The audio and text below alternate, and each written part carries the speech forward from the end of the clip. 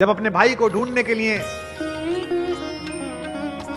अपने नाना के घर से लौटने के बाद समाचार प्राप्त भरत गंगा जी के तट पर चले तो रास्ते में भरद्वाज मुनि का आश्रम पड़ा। सम्राट ने रात वहां बिताई। सुबह जब सम्राट भरत जाने लगे राम जी को लेने के लिए तो महर्षि भरद्वाज के चरण छूते समय उनका चेहरा थोड़ा कुमलाया हुआ था।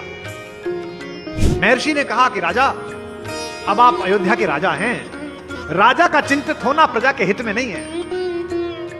आपके चेहरे पर शंका नहीं दिखनी चाहिए प्रजा को। किस लिए चिंतित हैं?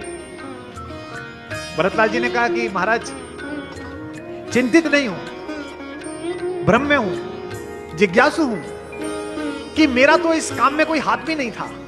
ये तो मेरी मां ने दुर्बुद्धि में कर दिया। मुझे ये पता नहीं कि भैया मुझे अब भी उतना प्रेम करते हैं या नहीं करते हैं। वो मुझसे घृणा तो नहीं करने लगे होंगे।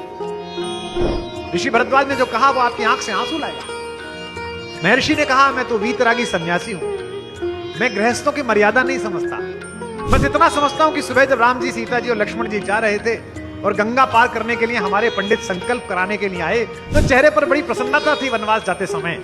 लेकिन जैसे ही हमारे पंडित ने स्वस्ति वाचन करते हुए कहा, जम्बू द्वीपे भरत खंडे, यह आपका नाम सुनकर ही उनके हाथ से थाली छूट गई और गंगा की रेती पर आपका नाम लेकर जोर जोर से रोने लगे कि मेरा भाई भरत अकेला रह गया, मेरा भरत अकेला।